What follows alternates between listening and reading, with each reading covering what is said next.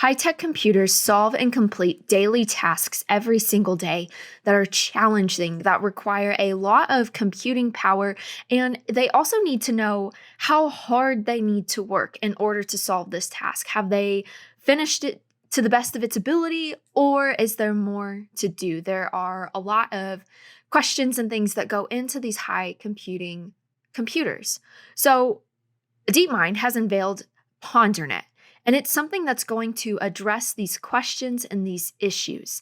I'm here with Tiernan Ray. Tiernan, help explain this to me.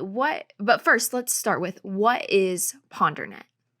On a very basic level, Beth, all computer programs traditionally are written by a programmer to have a certain degree of capability to solve a certain problem. So, if it's a physics problem like modeling a nuclear reactor, the designer of the program knows what kind of capabilities the software needs in order to do that physics modeling, let's say.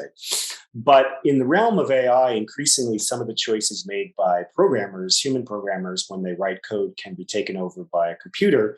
And the computer itself can make the judgment about how much code, how much power is needed to solve a given problem. So PonderNet, which is invented by DeepMind, the division of Google that's based in London, that works on very intense AI problems, has come up with this way to let the program automatically adjust the amount of calculation it does. This literally can cut down on the amount of time on a GPU or many GPUs that an AI program runs when it's solving a problem.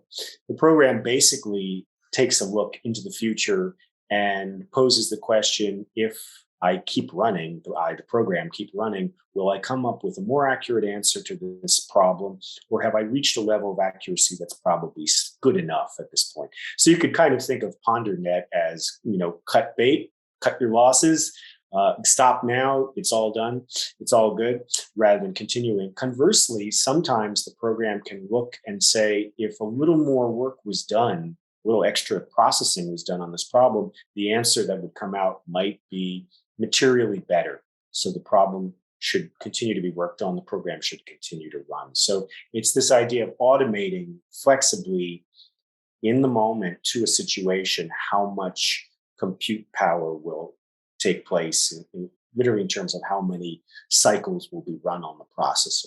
Instead of having it hard coded by a programmer, it can now be dynamically adjusted by the program itself in real time.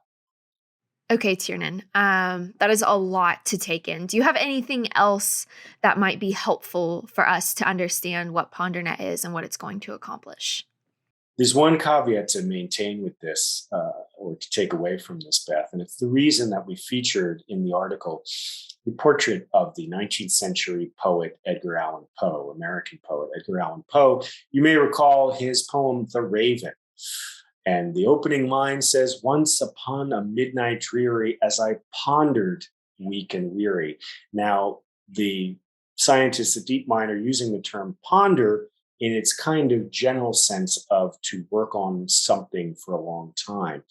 But as we can see from Poe's poetic reference, pondering is not really a thing you optimize, and you don't try to make it better dynamically. You simply sit and ponder. So, as with many, many artificial intelligence experiments, you can appreciate the science, but you shouldn't get confused by the language into kind of an anthropomorphic view where you think the program's actually thinking, or it's pondering the way you ponder, what should I have for lunch? The program is dynamically adjusting its code base. It's not pondering the way upon a midnight dreary you might ponder, weak and weary. So just take that caveat about the use of language and be careful. All right, Tiernan, thank you so much for breaking this down. I look forward to seeing what pondernet can do for high power computing. As always, for everything tech, be sure to stick with ZDNet.